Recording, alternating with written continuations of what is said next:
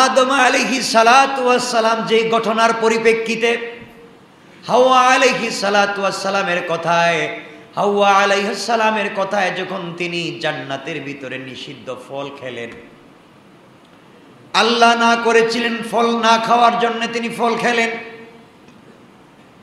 এই ফল খাওয়ার কারণে আল্লাহ তাদের দুজনকে পৃথিবীতে প্রেরণ করে দিলেন, পাঠাইয়া দিলেন।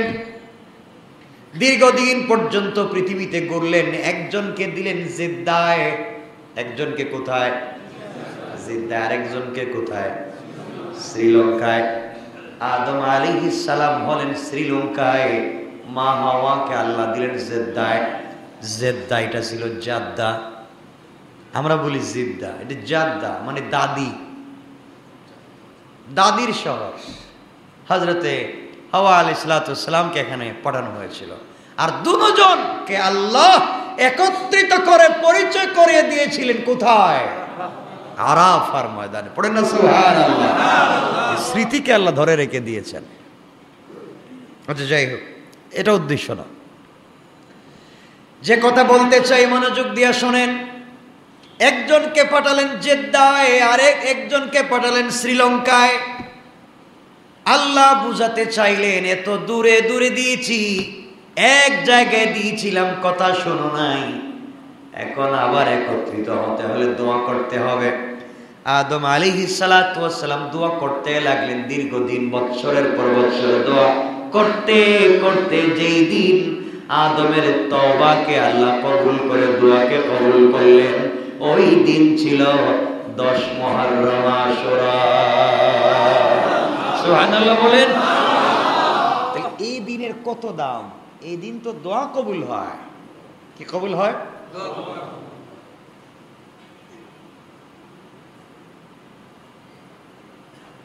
মনে রাখবেন। এজন্য আদম আলাইহিস সালাতু ওয়াস সালাম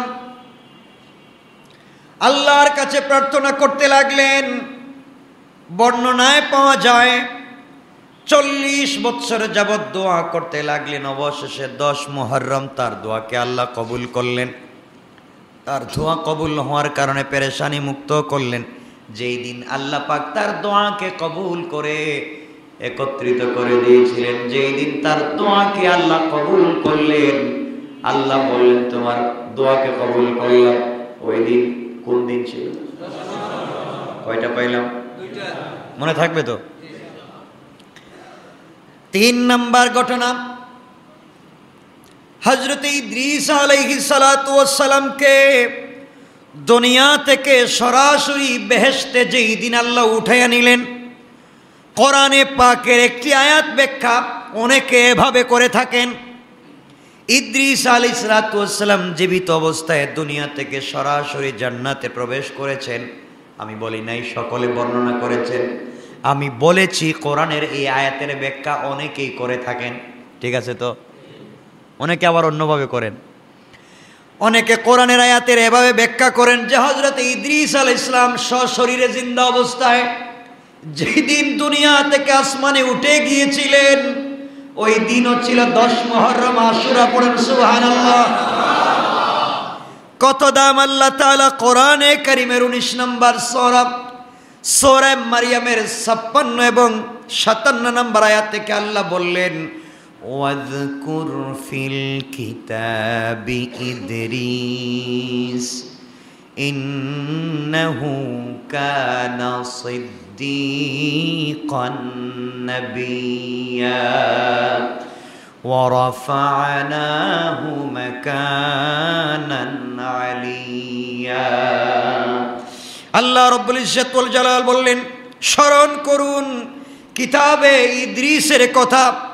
তিনি ছিলেন সত্যনিষ্ঠ নবী এবং আমি তাকে উচ্চার মধ্যে উন্নীত করেছিলাম তার সম্মানকে।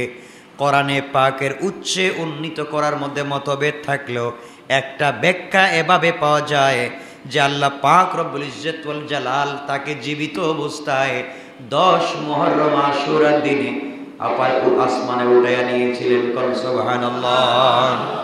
কয়টা বললাম? কয়টা?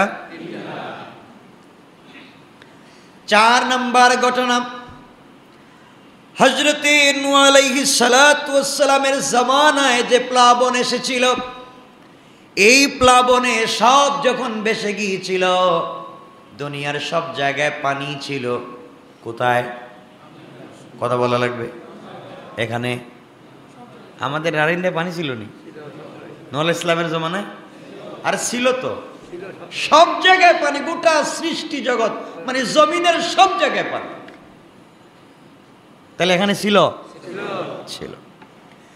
আল্লাহ বললেন গোটা পৃথিবীতে যখন আমি প্লাবন দিয়েছি নূহের জামানায়, ওই দিন নূহ আলাইহিস সালাতু ওয়াস সালামের নৌকা, তার তরি, যেই দিন তার কিস্তি জুদি পর্বতে আমি বিড়াইয়া দিয়েছিলাম, যেই দিন জুদি পাহাড়ের কাছে আমি তার কিস্তি ভিড়াইয়া দিয়েছিলাম, ওই দিনটাও ছিল 10 মুহররম আশুরা। সুবহানাল্লাহ, জোরে বলেন সুবহানাল্লাহ। চিন্তা করতেছেন এই দিনের দাম কতটুকু, আর এটা আপনারা বানাইছেন হালুয়া খাওয়ার দিন বানাইছেন। আশ্চর্য। আমার কথা রাগ করতেছেন আপনারা? আমি বুঝতে চাচ্ছি, আপনার এই কথাগুলো বুঝিয়ে দিবেন যে 10 মুহররমের দাম কেন হলো। আপনারা যদি বলেন এখন নূহ আলাইহিস সালামের প্লাবন নিয়ে আমি 1-2 মিনিট কথা বলবো, লম্বা হয়ে যাবে, কিন্তু অনেক ঘটনা আছে আশুরার দিনে। সব ঘটনা বলতে গেলে আপনারা কেউ বসবেন না, সব চলে যাবেন।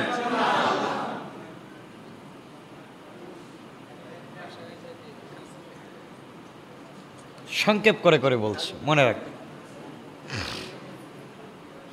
আমার মুসলমান বন্ধুগণ, গভীর মনোযোগ। নূহ আলাইহিস সালামের জামানায় মানুষ আল্লাহর ইবাদত করতে ভুলে গেল। মানুষ আল্লাহ পাকের ইবাদতকে ভুলে গিয়ে তারা মূর্তি পূজায় লিপ্ত হয়ে গেল। এ সকল মানুষকে সঠিক পথে পরিচালনার জন্য আল্লাহ তাআলা নূহ আলাইহিস সালামকে নবী বানিয়ে পাঠালেন। হযরতে নূহ আলাইহিস সালাম পৃথিবীতে আগমন করলেন। তিনি একাধারে 950 বৎসর যাবৎ মানুষকে দ্বীনের দাওয়াত দিলেন। আল্লাহু আকবার। আপনি তো একদিন দাওয়াত দিচ্ছেন, সকালবেলা না শুনলে পরের দিন পিটানো শুরু করে দিবেন। কথা শুনিস না, আমার দাওয়াত দিলাম, তাফসিরে আসিস না, কথাবার্তা শুনিস না। হযরতে নূহ আলাইহিস সালাম 950 বৎসরে মানুষকে দ্বীনের দাওয়াত দিলেন, কিন্তু কয়েকজন মানুষ ছাড়া 80, 83, 84, 85, 86 জন মানুষ ছাড়া কেউ মুসলমান হয় নাই। 950 বছরে কয়জন? 80-র মতো। এই অবস্থায় তারা গোটা দুনিয়ার মানুষ মিলে হযরতে নূহ আলাইহিস সালামকে নির্যাতন করতে লাগলো, শারীরিক নির্যাতন। বর্ণনায় পাওয়া যায় কাফেরেরা তাকে সারাদিন প্রহার করত, সারাদিন তাকে বেত্রাঘাত করত। কি করত? সারাদিন তাকে প্রহার করত। রাত্রবেলায় মৃত ভেবে সারাদিন যখন সূর্য উদিত হতো ওই সময় থেকে তাকে মারা শুরু করত, সূর্য ডুবা পর্যন্ত মারত। অপরাধ তিনি কালিমার দাওয়াত দিতেন, এক আল্লাহর দাওয়াত দিতেন। সন্ধ্যার পরে তারা মনে করত তিনি মরে গিয়েছেন, এই মরা মানুষ মনে করে চলে যেত। পরদিন তিনি যখন চেতনা ফিরে পেতেন তখন তিনি আবার কালিমার দাওয়াত দেওয়া শুরু করে দিতেন। সুবহানাল্লাহ। কেমন নির্যাতন! এমন মায়ের কি কেউ খাইছেন কালিমার দাওয়াত দিতে? খান নাই। এরপরে আপনাদের মতো আমাদের মতো আশিক রাসূল আর কয়জন আছে দুনিয়া? নবীগণ মানুষের প্রতি স্নেহপ্রবণ হয়ে থাকেন, রাগ করেন না। মানুষ কিভাবে পরকালে কঠিন আযাব থেকে নিজেকে বাঁচাতে পারে এই জন্যে সারাদিন উম্মতের চিন্তার ফিকির করে থাকেন আম্বিয়া কেরাম। কিন্তু কাফেরের এই চরম উপকারী নবীকে চিনতে পারল না, তারা তাকে মারতে লাগলো। মাঝে মাঝে পাগল বলে কাপড় টানা হেঁচড়া করতে লাগলো, বাচ্চা কাচ্চা দিয়া তার চুল দাড়ি টানাতে লাগলো। সত্যের প্রতি আহ্বানে তারা সাড়া দিল না, বরং হাসি তামসা করতে লাগলো। অবশেষে আল্লাহর পয়গম্বর নবীকে কথা আল্লাহ তাআলা জানাইয়া দিলেন, হে পয়গম্বর, যে কয়েকজন ঈমান এনেছে তাদেরকে ছাড়া আর কোন লোক ঈমান আনবে না, মুসলমান হবে না।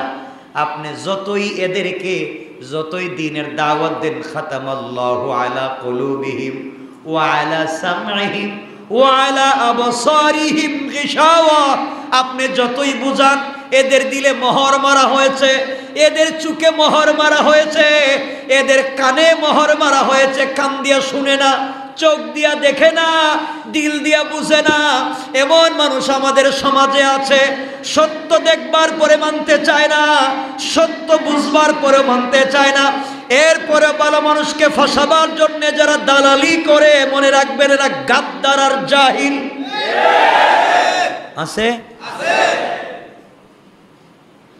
আল্লাহ রাব্বুল ইজ্জত ওয়াল জালাল বলছেন, যাদের দিল শক্ত হয়ে গিয়েছে, কলব নষ্ট হয়ে গিয়েছে, চক্ষু বন্ধ হয়ে গিয়েছে, থাকবার পরেও দেখে না, কান থাকবার পরেও শুনে না। আল্লাহ বললেন কোরআনে কারীমের 11 নম্বর সূরা হুদের 36 নম্বর আয়াতে আল্লাহ বললেন, ওয়া উহিয়া ইলা নূহিন আন্নাহু লাই ইউমিনা মিন কওমিকা ইল্লা মান ক্বাদ আমানা ফালা তাবতাইস বিমা কানু ইয়াফআলুন। আল্লাহু আকবার।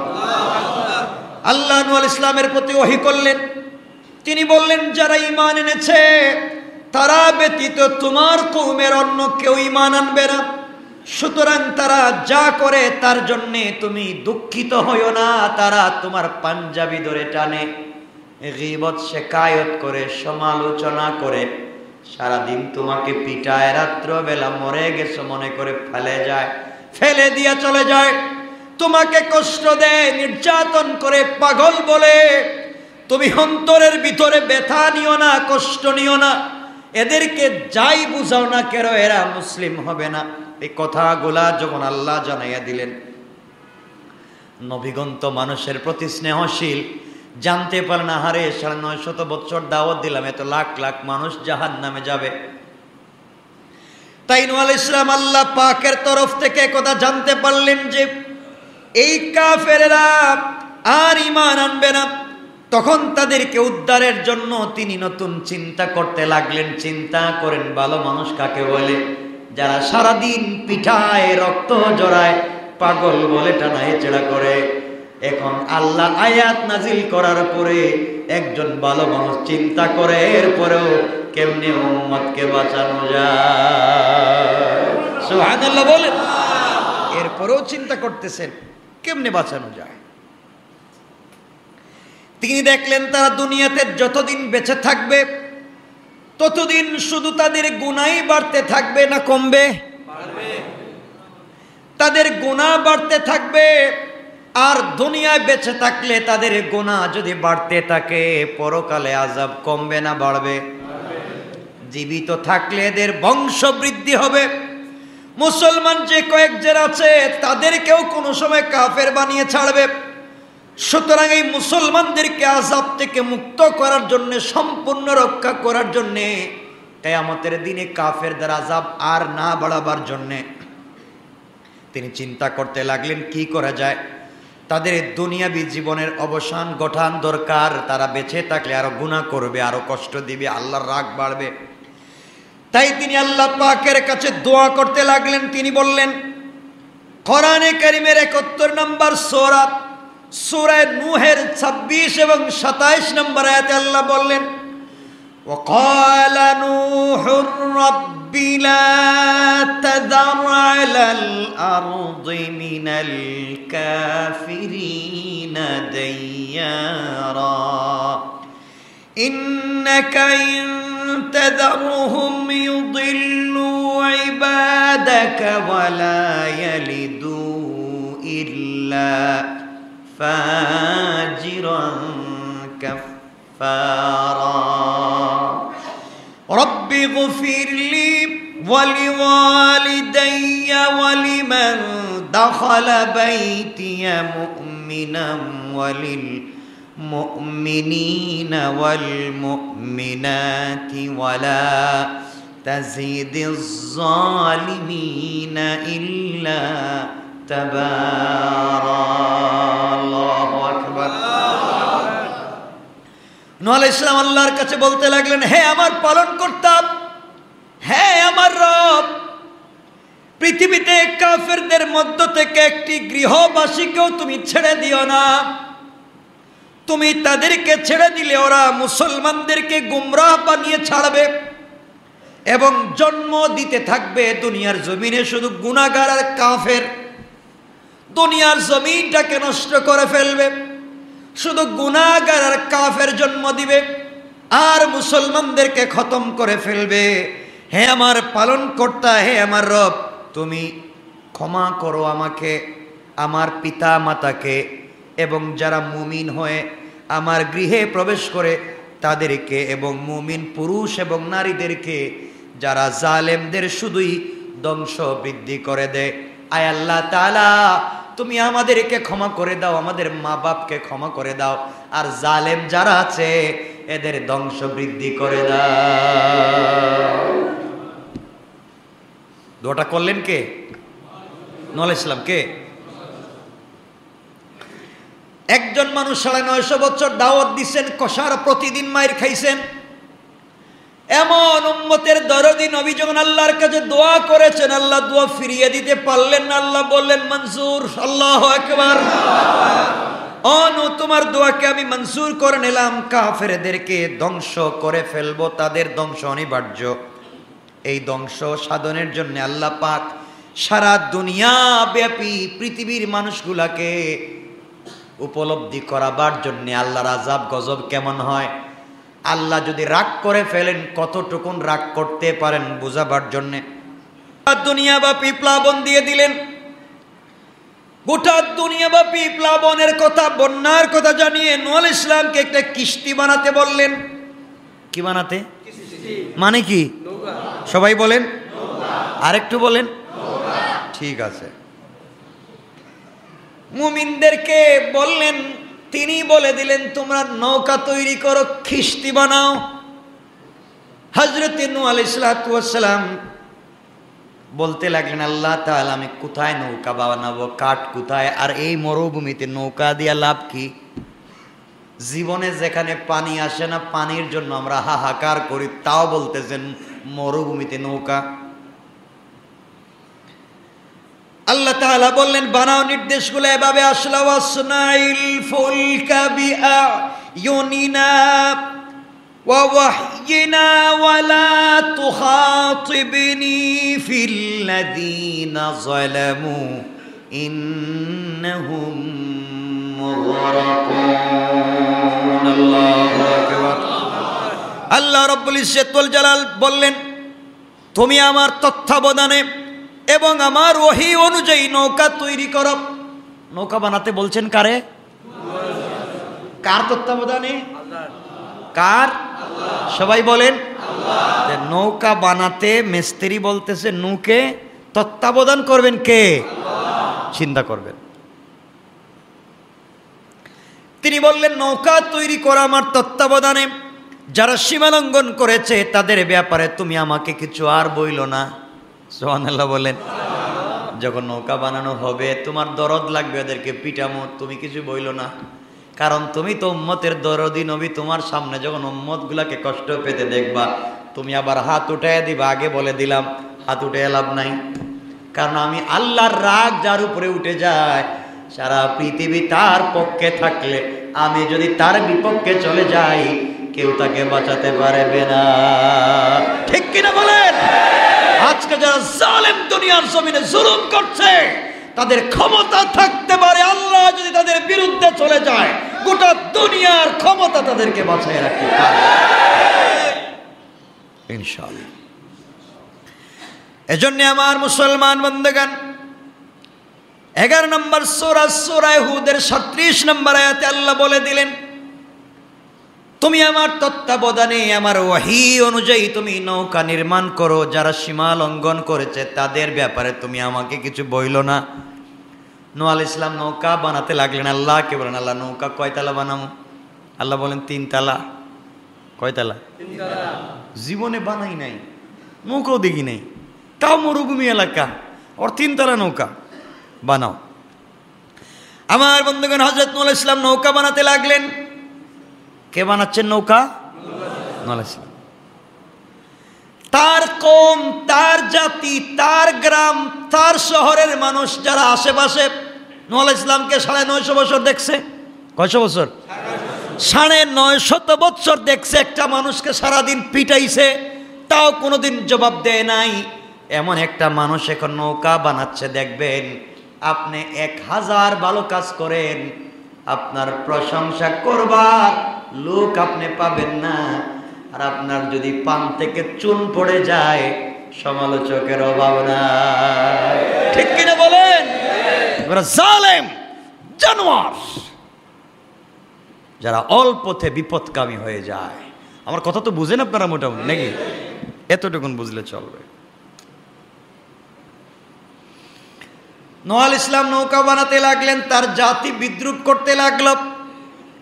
এই কথাকে আল্লাহ রাব্বুল ইজ্জত ওয়াল জালাল জানাইয়া দিলেন কোরআনে কারীমের সূরা হুদ 11 নম্বর সূরা 38 নম্বর আয়াতে আল্লাহ জানাইয়া দিলেন, وَيَصْنَعُ الْفُلْكَ وَكُلَّمَا مَرَّ عَلَيْهِ مَلَأٌ مِّن قَوْمِهِ سَخِرُوا مِنْهُ قَالَ إِن تَسْخَرُوا مِنَّا فَإِنَّا نَسْخَرُ مِنكُمْ كَمَا تَسْخَرُونَ। আল্লাহ রাব্বুল ইজ্জত ওয়াল জালাল বললেন, সে নৌকা নির্মাণ করতে লাগলো এবং যখনই তার কওমের প্রধানেরা তার কাছ দিয়ে অতিক্রম করতে লাগলো, তারা উপহাস করতে লাগলো। নূহ বলতো তোমরা যদি আমাদেরকে উপহাস করো, তবে আমরাও তোমাদেরকে সেই রূপ উপহাস করব, যেই রূপ তোমরা আমাদেরকে উপহাস করছো। নূহ আলাইহিস সালাম জীবনে একদিন উত্তর দিয়েছেন, তিনি বললেন, 950 বছর পিটাইছো, জবাব দেই নাই।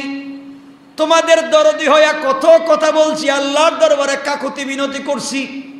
এবার আল্লাহর তত্ত্বাবধানে আমি নৌকা বানাই, তোমরা আমাকে নিয়ে আবার উপহাস করছো। তাহলে শোনো, আজকে তোমরা যেইভাবে আমাদেরকে নিয়ে উপহাস করছো, তোমাদেরকে নিয়েও কিন্তু আমরা সেইভাবে উপহাস করব। কোন সুবহানাল্লাহ। এ কথা আল্লাহ কোরআনে বলছেন না, বলেন নাই? আল্লাহ বলছেন, আমিও। আল্লাহু ইস্তাহজিউ বিহিম ওয়া ইয়ামুদ্দুহুম ফি তুগয়ানিহিম ইয়ামাউন। আল্লাহ বলছেন, যারা আমার বন্ধু বান্ধবদেরকে নিয়ে ঠাট্টা মস্করা করো, আমি আল্লাহ যদি ঠাট্টা বিদ্রুপ শুরু করে দেই রে, পৃথিবীর কারো ক্ষমতা নাই বিদ্রুপ থেকে তোমাদেরকে বাঁচাবে। কোন ঠিক কিনা? আমার বন্ধুগণ,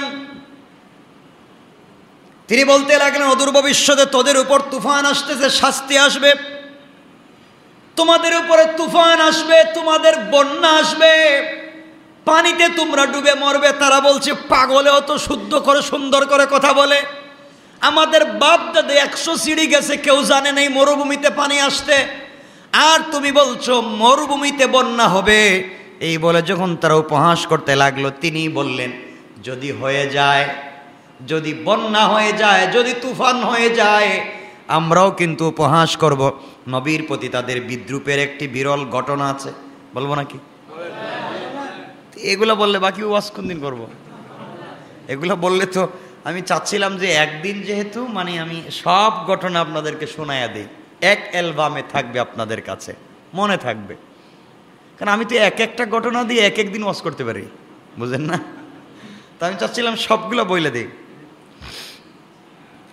সংক্ষেপ করে। তাহলে শুনেন, বলে দেই। এই ঘটনার থেকে আপনার আমার শিক্ষা আছে। মানুষ যদি বিদ্রুপ করেন, যে কাউকে নিয়ে বিদ্রুপ করবেন না, কাউকে আপনি জুলুম করবেন না, আপনি জালেম হবেন না। ঈমান না আনার কারণে কাফেরদেরকে মহাপ্লাবনে ডুবিয়ে মারার জন্য আল্লাহ রাব্বুল ইজ্জত ওয়াল জালালের পয়গম্বর ভবিষ্যৎবাণী করলেন। সবাই অবিশ্বাস করতে লাগলো যে মরুভূমিতে নৌকা চালানো যায়, বুঝতে পারলাম না। এই কথা বলে নূহ আলাইহিস সালামের কাফের উম্মতেরা বলতে লাগলো, নূহ একটা পাগল, আর তার আল্লাহ হয়েছে আরেক পাগল। নাউজুবিল্লাহ বলেন।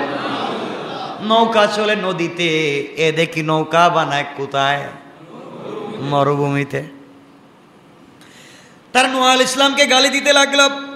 আল্লাহর নির্দেশে নৌকা নির্মাণ সমাপ্ত করে বন্যার অপেক্ষায় থাকলেন হযরতে নূহ আলাইহিস সালাম। নৌকার প্রতি কাফেরদের ঘৃণা এবং কৌতুক দিন দিন বাড়তে লাগলো। কথা কি বুঝাইতে পারছি?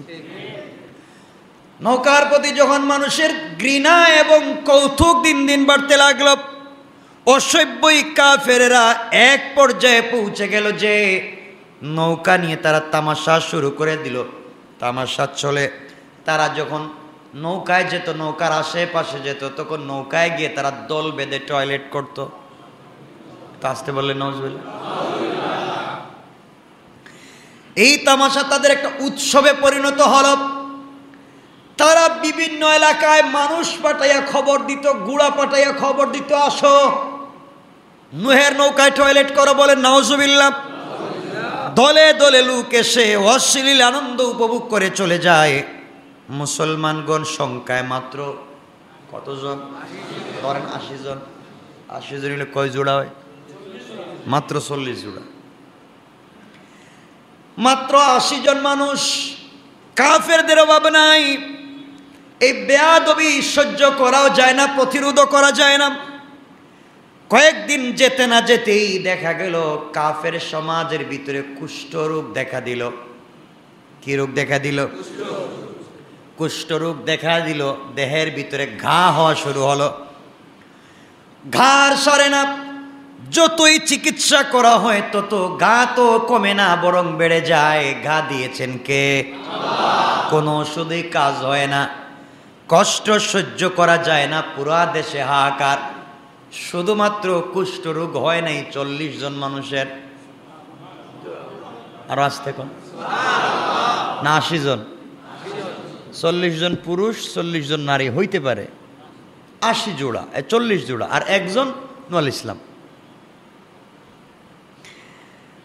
পুরা দেশের ভিতরে হাহাকার, পুরা দুনিয়ায় হাহাকার।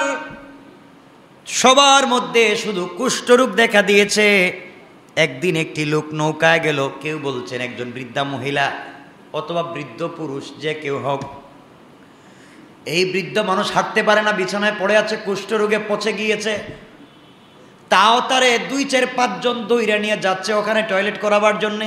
চিন্তা করতেছেন আপনারা? বুঝতেছেন কত বড় জালেম? তাও কিছু লোক ধরে নিয়ে যাচ্ছে ওখানে টয়লেট করবার জন্যে। ওখানে যাওয়ার পরে দেখে 3 তলা নৌকা কানায় কানায় ভর্তি। মানে বুঝতেছেন কি কাজ করছে? ওই বেচারা বৃদ্ধা মানুষ আবার শরীর অসুস্থ, তাকে যখন বসিয়ে দেওয়া হয়েছে টয়লেট করবার জন্য, পা ফসকে একবারে হেড অফিসে গেছে। হেড অফিস পা ফসকে যখন নৌকার ভিতরে ঢুকে গেল, পুরা টয়লেটের ভিতরে হাবুডুবু খেতে লাগলো। কোন রকমের টাইনা টুইনারে উপরে উঠাইল। সবাই উঠাইয়া যখন তারপর বাড়িতে নিয়ে তার গা থেকে ধুয়ে মুছে সবকিছু পরিষ্কার করে দিল, পরিষ্কার পরে দেখে তার শরীরে আর কুষ্ঠরোগ না। আসতে বললেন। যে রোগের চিকিৎসা দুনিয়ার জমিনে নাই, সে রোগ সারা শরীরকে খেয়ে ফেলেছে।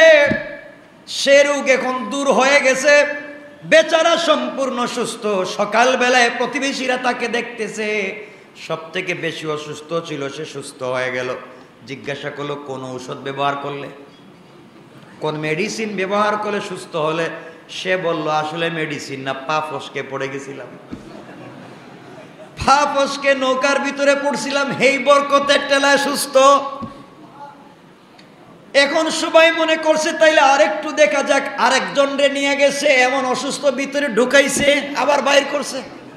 চিন্তা করতেছেন? ওই যে নূহ আলাইহিস সালাম বলছিলেন আমরা হাসবো, মনে আছে আপনাদের? নূহ আলাইহিস সালাম বলছিলেন কি আমরা উপহাস করব? এই যে আরম্ভ হয়ে গেল। এজন্য যে কাউকে নিয়ে উপহাস করতে যায়েন না। একজন 1000 ভালো কাজ করার পর একটা খারাপ কাজ হয়তো করেছে, তাকে উপহাস করবেন না। সে যদি মাসলুম হয়ে যায়, আল্লাহ আপনাকে উপহাসের পাত্র বানায় দেবে। মনে রাখবেন।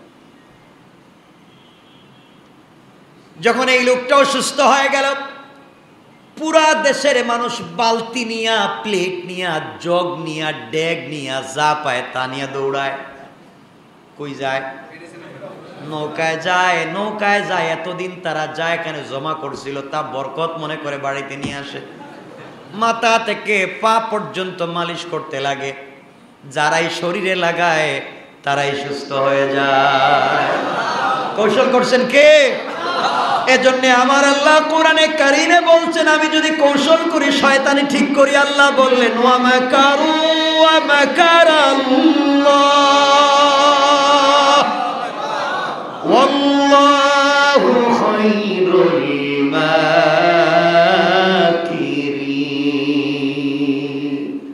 আমি যখন কৌশল শুরু করব, তোমরা জানো না কি করতে পারি। আমার কৌশল তো তোমাদের চাইতে আরো বড়। এখন সবাই আনতে লাগলো নিজের বাড়িতে। নূহ আলাইহিস সালাম আল্লাহকে বলছিলেন, আল্লাহ এই যে কাজ করলো, তিনতলা যে ভরলো, এটা পরিষ্কার করবো কেমনি? আল্লাহ বলেন, ব্যবস্থা আমি করব, যেহেতু এইটা নৌকা বানাতে দায়িত্ব দিয়েছি তোমাকে। আর আল্লাহ কি করতেছেন? তত্ত্বাবধায়ক। আমি যেহেতু নৌকার তত্ত্বাবধায়ক, আমি তারা যাই করুক না কেন পরিষ্কারের ব্যবস্থা করবো আমি।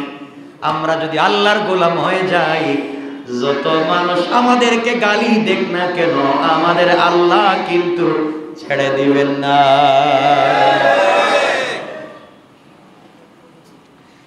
আমার বন্ধুগণ, এক পর্যায়ে কাফেরদের এলাকায় এই টয়লেট নিয়ে কাড়াকাড়ি শুরু হলো, মারামারি শুরু হলো, মানুষ আহত হতে লাগলো। কে কাটটা নিবে? এই মারামারি করতে করতে এক পর্যায়ে তিনতলা পরিষ্কার। এরপরে দেখা যায় আর কোনো টয়লেট নাই। এক পর্যায়ে তারা পানি দিয়ে ধুইতে লাগলো, ধুইয়া পানি নিয়ে যায়। পানি দিয়ে নৌকা এমন পরিষ্কার করছে। নূহ আলাইহিস সালাম নৌকা তৈরি করার পরে কিন্তু তিনি পরিষ্কার করেন না, এখন একবারই পরিষ্কার হয়ে গেছে। সুবহানাল্লাহ বলে। ধোয়া মোছার কাজ করে ফেললাম। তারা দেখে নৌকা ধুইয়া পানি নিলেও রোগ আরোগ্য হয়ে যায়। সুবহানাল্লাহ বলেন। আপনার চোখে কোনো আলেম খারাপ হতে পারে, কোনো ভাই খারাপ হতে পারে, অথবা তার কোনো পার্সোনাল কোনো আমল আছে, যে আমলের কাছে আপনার পুরা জিন্দেগির আমলের কোনো কাজ হবে না। ঠিক কিনা বলেন? এজন্য পার্সোনাল কিছু আমল, গোপন কিছু আমল নিজের কাছে রাখবেন, নিজের কাছে রাখবেন ইনশাআল্লাহ। এটা ছিল একটা উপহাস। এটা কি ছিল? উপহাস। তোমরা যা করছো তোমরা তাই করতেছো। আরেকটা উপহাস ছিল তাদেরকে ডুবাইয়া মারা, তাদেরকে ডুবাইয়া মারা। এজন্য মুসা ইসলাম, হযরত নূহ আলাইহিস সালাম যে বলছিলেন আমরা উপহাস করব তোমাদেরকে নিয়ে, তা আল্লাহ শুরু করে দিলেন। এটা হলো দুনিয়ার শাস্তি। কিসের? আখিরাতে। এক পর্যায়ে কিস্তি যখন আরোহী বহন করার উপযুক্ত হয়ে গেল, আল্লাহ রাব্বুল ইজ্জত ওয়াল জালাল সূরা হুদ 11 নম্বর সূরা 40 নম্বর আয়াতে বললেন, কুল নাহমিল ফিহা মিন কুল্লি যাওজাইনি ইসনাইনি ওয়া আহলাকা ইল্লা মান সাবাকা আলাইহিল কওলু ওয়া মান আমানা ওয়া মা আমানা মাআহু ইল্লা কালিল। আল্লাহ বলেন, নহরেতে উঠিয়ে নাও প্রত্যেক শ্রেণীর যুগলদের ঝুটিকে দুটি করে, সবগুলা প্রাণীকে দুটা দুটা করে উঠাইয়া নাও। আর যাদের বিরুদ্ধে আযাবের পূর্ব সিদ্ধান্ত হয়েছে তারা ব্যতীত তোমার উম্মতগুলাকে উঠিয়ে নাও, তোমার পরিবার পরিজনকে এবং যারা ঈমান এনেছে তাদেরকে উঠাইয়া নাও। নৌকার ভিতরে নারী উঠাতে লাগলেন, পুরুষ উঠাতে লাগলেন, পশু পাখি উঠাতে লাগলেন জোড়ায় জোড়ায়। কি কেমনে? ওখানে কুত্তাও ছিল, কুকুর ছিল না? না থাকলে এখন আইলো কোত্থেকে? পৃথিবীর সকল প্রাণী জোড়ায় জোড়ায় ছিল, সব সৃষ্টি জোড়ায় জোড়ায় ছিল। নির্দেশ অনুযায়ী নূহ আলাইহিস সালাম কিস্তিতে আরোহণ করতে লাগলেন, সব কিছুকে উঠাতে লাগলেন। ইতিহাস থেকে জানা যায়, যেটা বলছিলাম, নৌকা যখন 3 তলা, মহিলারা ছিল 3য় তলায়, 2য় তলায় আরোহণ করলো পুরুষগণ, নিচ তলায় বরাদ্দ ছিল জীবজন্তু। আল্লাহ পাকের কুদরতে হিংস্র প্রাণী দেখা যায়, সিংহ, বাঘ, হরিণ একই জায়গায়, শিয়াল, মুরগ একই জায়গায় আছে, কেউ কাউকে আঘাত করে না। সুবহানাল্লাহ বলেন। তুফান শুরু হয়ে গেল, মাটির নিচ থেকে পানি উঠতে লাগলো, আকাশ থেকে স্রোতের মতো বৃষ্টি পড়তে লাগলো, মুহূর্তেই গোটা পৃথিবী পানিতে ভরিয়ে গেল। পৃথিবীর সর্বোচ্চ পাহাড়ের চূড়াটিও পর্যন্ত ডুবতে বাকি ছিল না, সব পানিতে ডুবে গেল। চারিদিকে শুধু পানি আর পানি, পানিতে ডুবে গুনাহগার কাফের সহ সকল প্রাণী যখন মারা যেতে লাগলো, শুধু বেঁচে গেলেন যারা কিস্তিতে আরোহণ করলেন। 40 জোড়া মানুষ আর কিছু জীবজন্তু। অতই পানিতে কিস্তি যখন ভাসতে লাগলো, ভাসতে ভাসতে 40 দিন অতিক্রান্ত হয়ে গেল। অতঃপর পানি শুকাতে লাগলো, পাহাড় সমূহ জেগে উঠল। একটি পাহাড়ের নাম ছিল জুদি পাহাড়। সেই পাহাড়ে নূহ আলাইহিস সালামের কিস্তি ভিড়ে গেল। আল্লাহ পাক ইরশাদ করলেন, ওয়াকিলা ইয়া আরদু বুলঈ মাআকি ওয়া ইয়া সামাউ আলকিঈ ওয়া ইয়া সামাউ আলকিঈ وغيض الماء وقضي الأمر واستوت على الجودي وقيل بعدا للقوم الظالمين।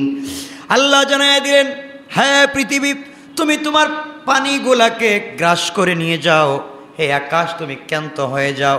এরপর বন্যা প্রশমিত হলো, কাজ সমাধা হলো। নৌকা যদি পর্বতে পাহাড়ের কাছে আরোহণ হলো, যদি পাহাড়ের কাছাকাছি ভিড়ল, গোটা পৃথিবী ধ্বংস হয়ে গেল। যেদিন যদি পর্বতের কাছে নূহ আলাইহিস সালামের নৌকা ভিড়েছিল, তাদেরকে যেদিন আল্লাহ বাঁচাইয়া দিলেন প্লাবন থেকে, ওই দিন ছিল 10 মুহররম আশুরা। কথা কি বুঝতে পেরেছেন আমার? আল্লাহ রাব্বুল ইজ্জত ওয়াল জালাল এই কথা এত সুন্দর করে বুঝিয়ে বললেন, ওয়াকিলা ইয়া আরদু বুলঈ মাকি ওয়া ইয়া সামাউ আকলিঈ ওয়াগীদাল মাউ ওয়াকদিয়াল আমরু ওয়াস্তাওয়াত আলাল জুদি ওয়াকিলা বু'দাল লিল কওমি জালিমিন। আল্লাহ বললেন, সকল ধ্বংস হয়ে গিয়েছে, নৌকা যারা আছে তারাই বেঁচে গেল। আমার বন্ধুগণ, এইভাবে আল্লাহ রাব্বুল ইজ্জত ওয়াল জালাল কিছু মানুষকে ধ্বংস করে দিলেন, কিছু মানুষকে বাঁচাইয়া দিলেন। যেই দিন নূহ আলাইহিস সালামকে বাঁচাইয়া দিলেন, সেই দিন কি বার, কয় তারিখ? কথা বলেন, ঘটনা বলছি, কয়টা? কথা বলেন। এখন তো 10:30 হয়ে গেছে, এখন ঘটনা বলবেন, নাম বলে বলে চলে যাই। ওয়াজ শেষ, কারণ 10:30। আমার তো আরো কিছু কথা বলার উচিত ছিল না। আল্লাহ রাব্বুল ইজ্জত ওয়াল জালাল কোরআনে কারীমের 29 নম্বর সূরা আনকাবুতের 15 নম্বর আয়াতে আল্লাহ বললেন, ফানজাইনাহু ওয়া আসহাবাস সাফিনাতি ওয়া জাআলনাহা আয়াতাল লিল আলামিন। আল্লাহ বলেন, আমি তাকে অর্থাৎ নূহকে এবং তার কিস্তিতে যারা আরোহণ করেছে তাদেরকে রক্ষা করলাম। বিশ্বজগতের জন্যে এ কিস্তিকে করলাম একটি নমুনা, যেন পৃথিবীর মানুষ তা থেকে শিক্ষা নিতে পারে। কোন সুবহানাল্লাহ। আমরা শিক্ষা নিতে পেরেছি তো ইনশাআল্লাহ? আচ্ছা, ওই দিন মারা গিয়েছিল নূহ আলাইহিস সালামের ছেলেও, কিন্তু এগুলো আমরা নিচ্ছি না, এগুলোতে যাচ্ছি না। 5 নাম্বার বিষয় হলো, নমরুদ ইব্রাহিম আলাইহিস সালামকে আগুনে ফেলে দিয়েছিল। যেই দিন ইব্রাহিম আলাইহিস সালামকে নমরুদের আগুন থেকে বের করে বাঁচাইয়া দিলেন, ওই দিনও ছিল 10 মুহররম আশুরা। কত বড় কষ্ট থেকে বাঁচাইয়া দিলেন, মনে থাকবে তো? কয়টা বললাম? ইব্রাহিম আলাইহিস সালামকে কেমনে আগুনে ফেলা হলো, কেমনে তাকে কষ্ট দেওয়া হলো, মুশরিকরা কেন তাকে মারতে গেল, আগুনে ফেলতে গেল, ইব্রাহিম অগ্নিকুণ্ডলিতে কেমনে থাকলেন, তার কাপড় পুড়ল না, তার শরীর পুড়ল না, জান্নাতে পোশাক তিনি কেমনে পেলেন, এই পোশাকটা শেষ পর্যন্ত ইয়াকুবের কাছে কেমনে গেল, ইয়াকুব থেকে পোশাকটা হজরতে ইউসুফ আলাইহিস সালামের কাছে কেমনে গেল, ইউসুফকে তার ভাইয়েরা যখন উলঙ্গ করে একটা গর্তে ফেলে দিয়েছিল, ওই সময় তার ওই পোশাকটা, ইব্রাহিমকে দেওয়া পোশাকটা ইউসুফ আলাইহিস সালাম পরেছিলেন। সুবহানাল্লাহ। এটা তো অনেক লম্বা কথা, তো এগুলা তো বলতে বলতেই শেষ হয়ে যাবে। তাইলে 5 নম্বর ঘটনা হচ্ছে ইব্রাহিম আলাইহিস সালামকে আগুন থেকে উদ্ধার যেদিন হয়েছিলেন সেদিন কয় তারিখ ছিল? মুসা আলাইহিস সালাতু ওয়াস সালাম আল্লাহর সাথে যেদিন কথা বলেছিলেন প্রথম, এই দিনও ছিল 10 মুহররম আশুরা। এখানে তো অনেক লম্বা কথা, মুসা কেমনে কথা বললেন।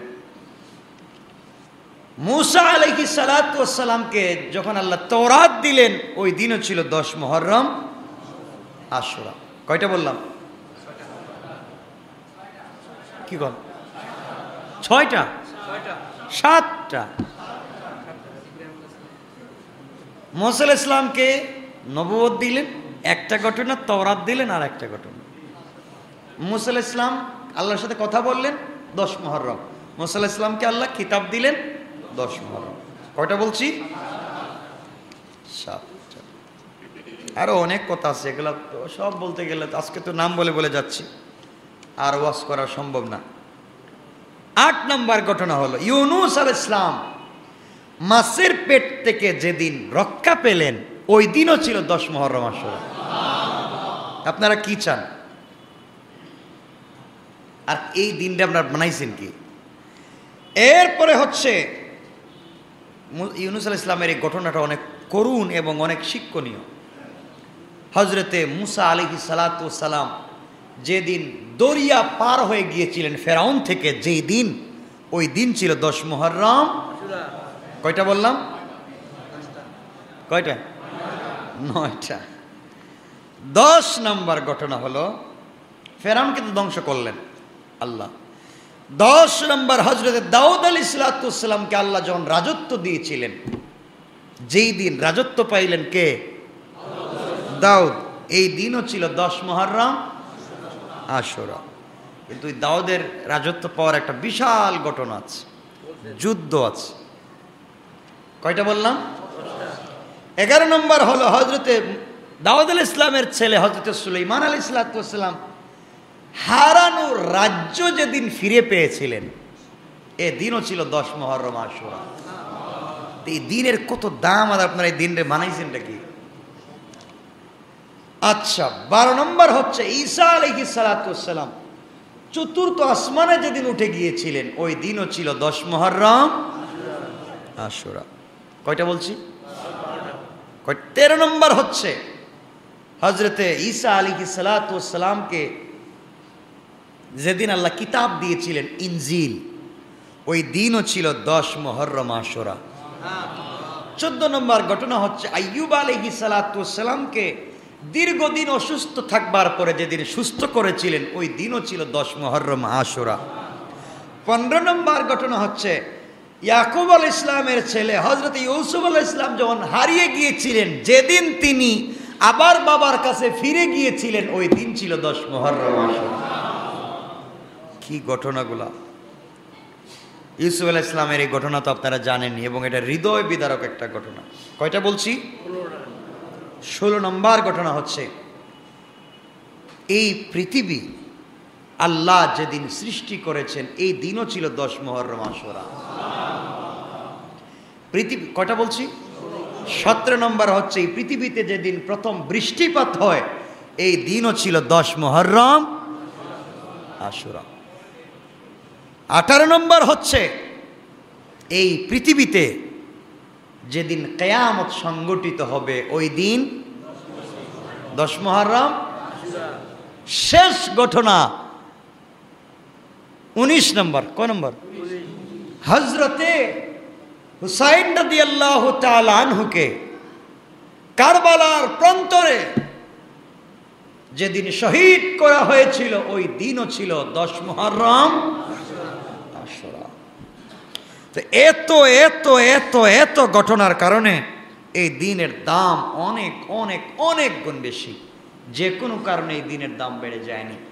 সুতরাং এই দিনে আমরা রোজা রাখবো ইনশাআল্লাহ। আল্লাহ আমাদেরকে কবুল করুক। এই যে 19টা, আরেকটা বর্ণনা পাওয়া যায় 20টা। তো এগুলা যদি এক একটা বর্ণনা করি তো এক এক দিনের দরকার। শুধু নাম বলে দিলাম। এতগুলা ঘটনার কারণে 10 মুহররমের দাম অনেক বেশি। আমরা এই দিনকে অনেক বেশি গুরুত্ব দিব তো ইনশাআল্লাহ। রোজা রাখবো তো ইনশাআল্লাহ। মা বোনদেরকে বলবেন, মায়েরা বোনেরা যারা এসছেন আপনারাও ওই দিন রোজা রাখবেন। আগের দিন বা পরের দিন মিলিয়ে রাখবেন। আমরা সবাই এই দিন রোজা রাখবো, যেহেতু আমাদের নবী রেখেছেন, সাহাবায়ে কেরাম রেখেছেন, আমরা রোজা রাখবো। আমরা ভালো কাজ করব, পরিবারের সাথে ভালো ব্যবহার করব, স্বামী স্ত্রীর সাথে উত্তম আচরণ করব, সন্তানদেরকে দ্বীনের তালিম দেব, সন্তানদেরকে ভালো মানুষ হিসেবে তৈরি করব।